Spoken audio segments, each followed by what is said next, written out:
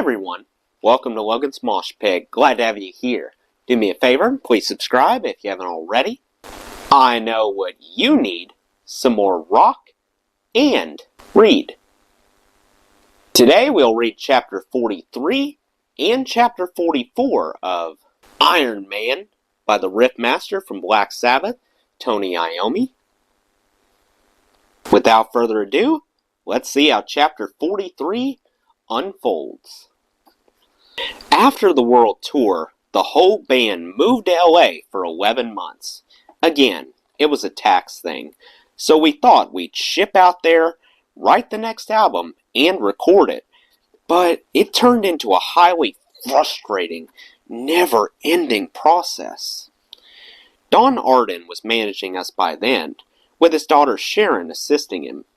I did a lot of the dealings for the band, so I was in contact a lot with her, talking about where we were going to live, rehearse, record, and whatever else. We all moved into this great house, where we turned the garage into a rehearsal studio. The next move would be to come up with ideas, but that didn't happen. Again, we were doing a lot of coke, going out partying and further partying at the house, and then trying to write this stuff. It was hard. But what made it next to impossible was that Ozzy wasn't into it. He was on another planet. We'd try and motivate him, saying, "Any ideas?" "No, I can't think of anything." And then he'd pass out on the couch. It was frustrating because it was going on, and we were getting nowhere. I'd be going to Warner Brothers Records because they'd want to see the progress, and they'd go, "How's it going?" "Oh, great!" But we had done nothing. "How are the tracks sounding?" "Oh, really good." Bloody hell, what was I supposed to say? We've been here for 6 months, and we haven't done... They didn't want to hear that. It got more embarrassing every time I went down there. We had been there for months, and Ozzy hadn't really sung much at all.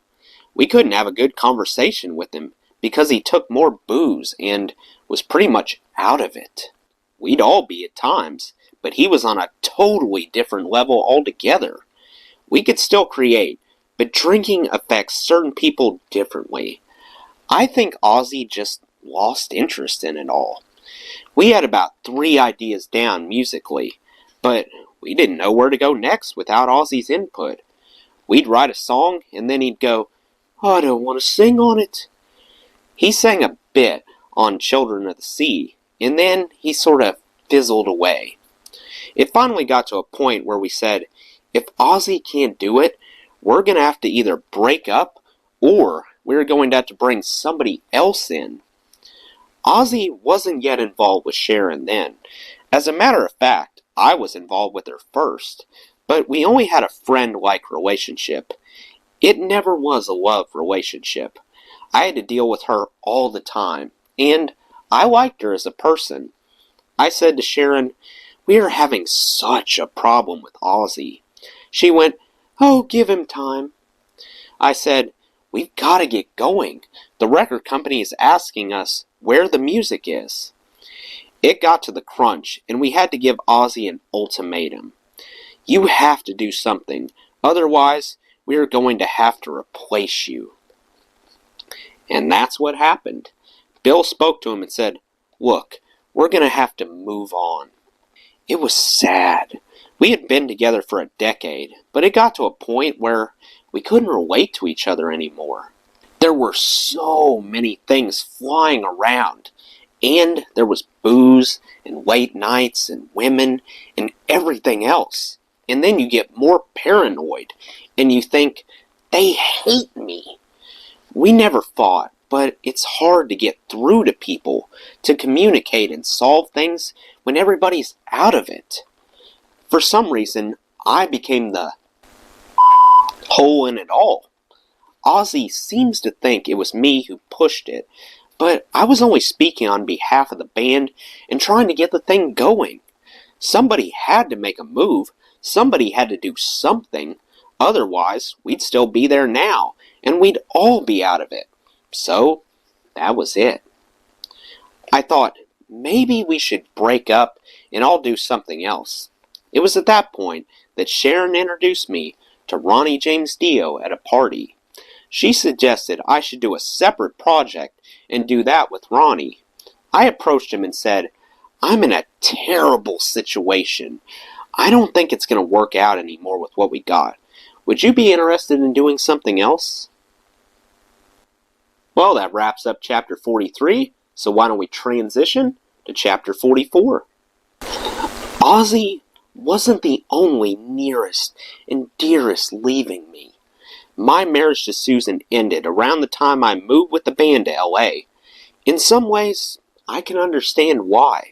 Sue was left alone at this huge house while I was on tour, and as soon as I came back, I'd be in the studio.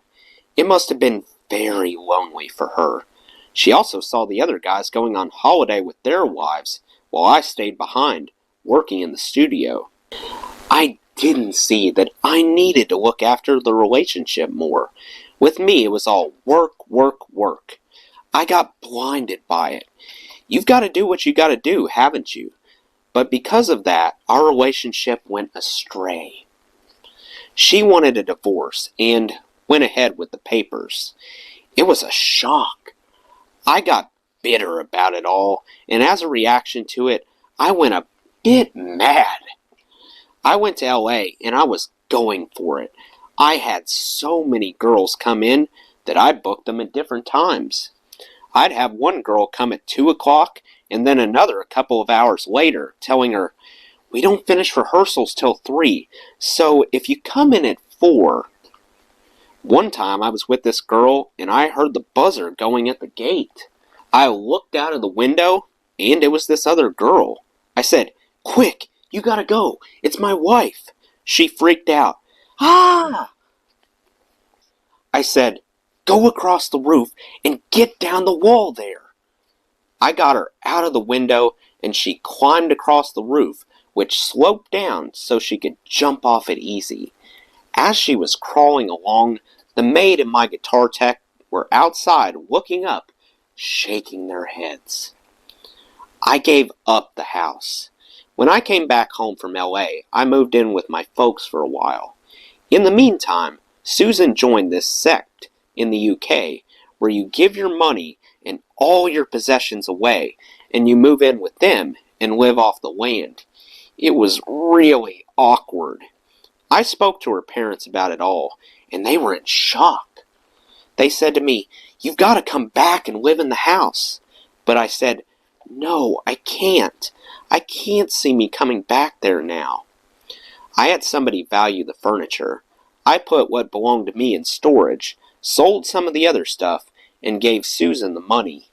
She didn't really want it, as she had moved into this sect, and she had given them all the money she was going to give them.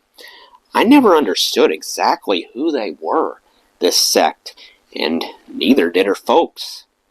Well, after the marriage had ended, she phoned me out of the blue and said, please come and get me, I'm in trouble. She was up in Inverness in Scotland.